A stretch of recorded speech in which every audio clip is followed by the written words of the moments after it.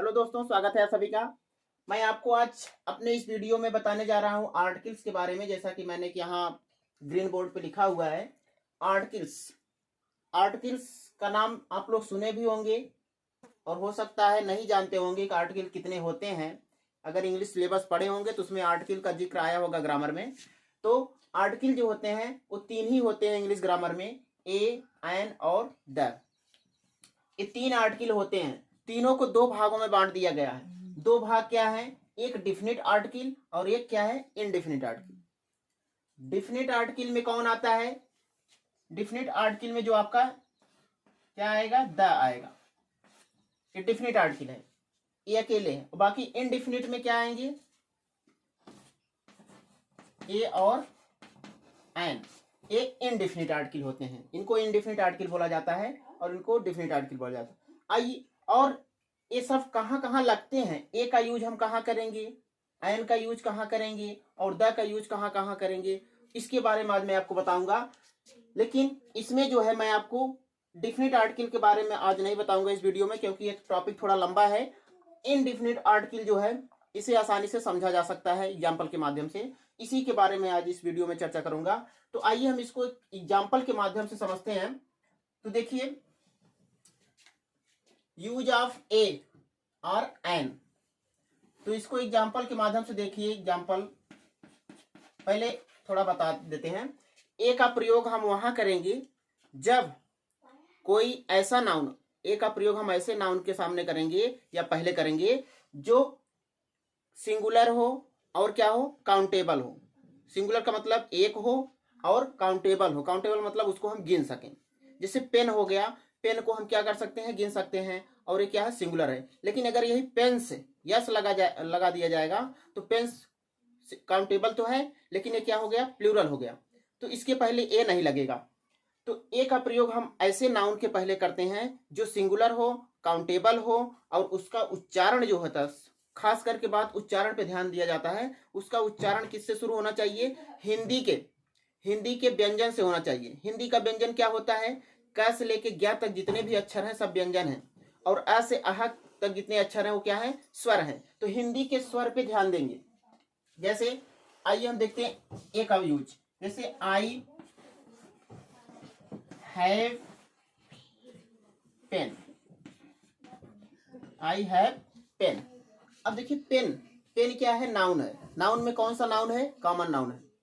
कौन सा नाउन है, कॉमन नाउन। तो पेन जो है नाउन है, लेकिन पेन यहाँ क्या है, सिंगुलर है।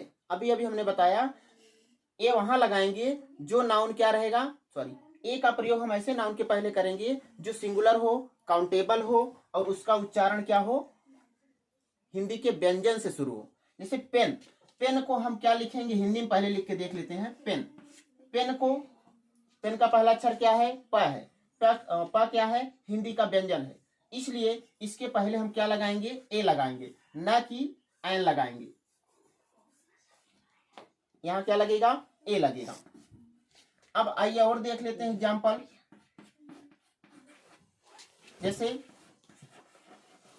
Ram has given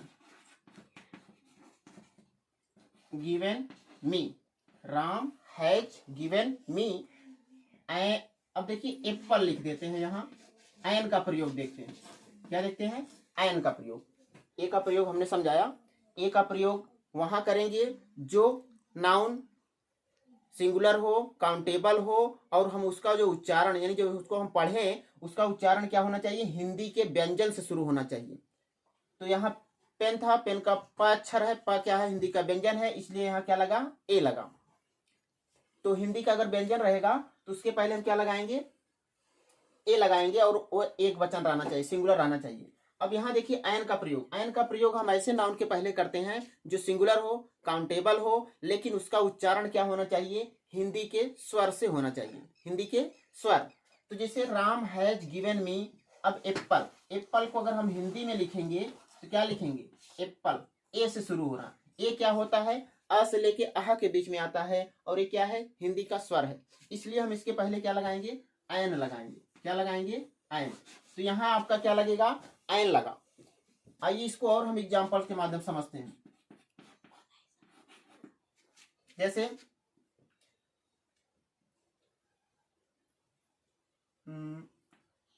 you have got 1 rupee note. You have got 1 rupee note. You have got 1 rupee note. यहाँ आपको भरना है अभी।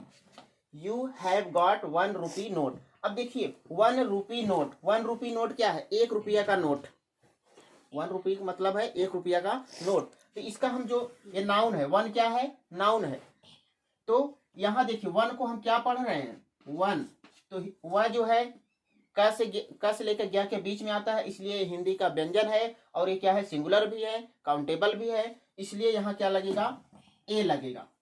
अगर हमने बताया कोई भी नाउन हो जो सिंगुलर हो, काउंटेबल हो और उसका उच्चारण हिंदी के व्यंजन से हो, तो उसके पहले हम क्या लगाएंगे? ए लगाएंगे। अगर उसका उच्चारण सिंगुलर रहे और काउंटेबल भी रहे और उसका उच्चारण हिंदी के वावेल से रहे, तब हम उसके पहले क्या लगाएंगे? एन लगाएंगे। अब एन वाला एग्जांपल और देख लेते हैं। कैसे?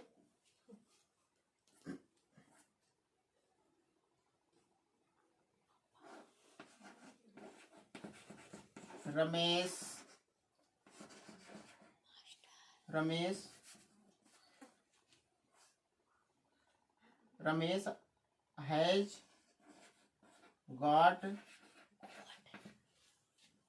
अब यहाँ छोड़ दे रहे हैं, अब यहाँ लिखेंगे नाउन अम्ब्रेला, UMBRELLA